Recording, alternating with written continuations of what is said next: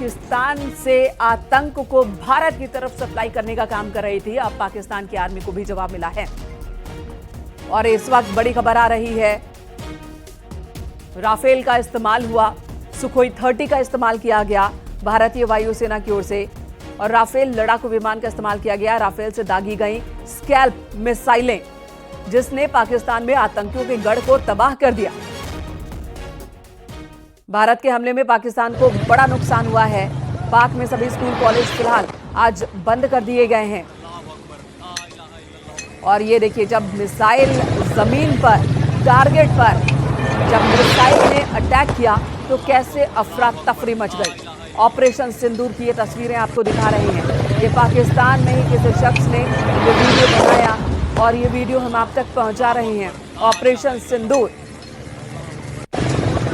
12:37 पर, रात में 12:37 पर, जब पाकिस्तान की सड़कों पर अभी लोग चहलकदमी कर ही रहे थे और तभी भारत की वायुसेना ने ये अटैक कर दिया, एयर स्ट्राइक किया और उसके बाद वहां खलबली मच गई, भगदड़ मच गई, चीख पुकार मच गई। लश्कर हेडक्वार्टर मुरीद के को जमींदोज कर दिया गया पूरी तरह से। मिट्टी में मिला लश्कर और जैश का हेडक्वार्टर। पाक के हमले के बाद पाकिस्तान पर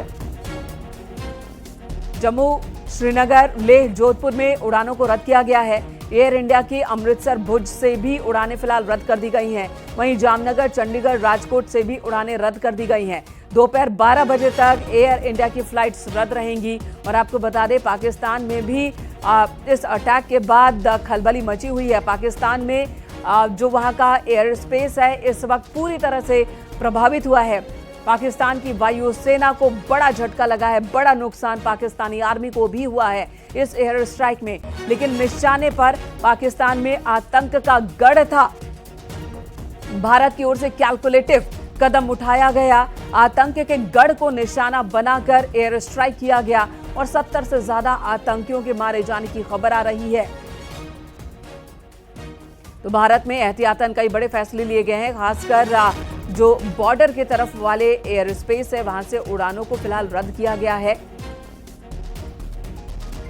और इधर रक्षा मंत्री राजनाथ सिंह ने ऑपरेशन सिंदूर का जिक्र करते हुए जय हिंद लिखा है। प्रधानमंत्री नरेंद्र मोदी खुद इस पूरे ऑपरेशन की निगरानी कर रहे हैं, ऑपरेशन पर नजर बनाए हुए हैं।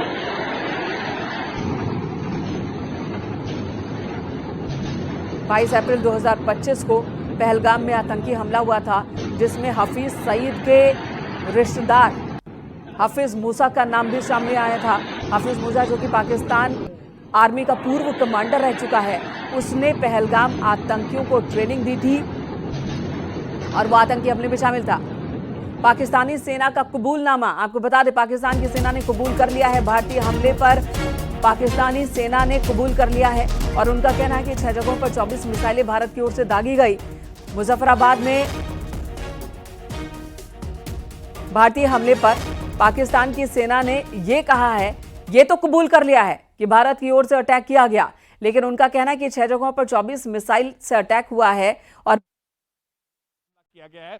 ये बड़ी खबर है और लश्कर की टॉप लीडरशिप ढेर हो गई है।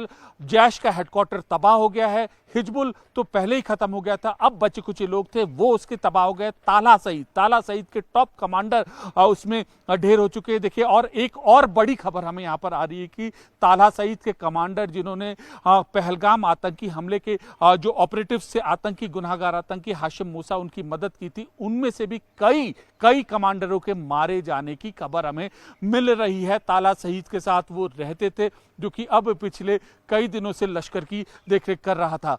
तो ये एक अहम जानकारी मिली है। हम दोनों फ्रंट पे आपको रिपोर्टिंग कर रहे हैं, ग्राउंड पर जहां पर लगातार पाकिस्तान की ओर से फायरिंग यहां पर जारी है। हम थोड़ी कुछ ही दूरी पर मौजूद है, लेकिन यहां पर हम पहुंचते ही हमने धमाकों की यहां पर आवाज़ सुनी, हमने आवाज़ें सुनी, एक सतर्कता की आवाज़। हम सतर्कता बरतते हुए आपको यह तस्वीरें दिखा रहे हैं या बातें बता रहे हैं। जो है निहत्ते इनोसेंट टूरिस्ट को मौत के घाट उठा रहा और उनको एक मिनट बाद सर, इंडिया ने पाकिस्तान पे एयर स्ट्राइक किया है ऑपरेशन सिंदूर के लिए, किस तरह से देखते हैं? देखिए, जिस तरीके से हमारे प्रधानमंत्री जी ने कहा कि हम इसका जो पहलगाम के अंदर जो इनोसेंट टूरिस्ट के साथ जो बर्बरता के साथ ये देख के उनका धर्म पूछ के मारे और हमारे जो माताएं बहनें उनका सिंदूर जो मिटाया, ऑपरेशन सिंदूर लॉन्च करके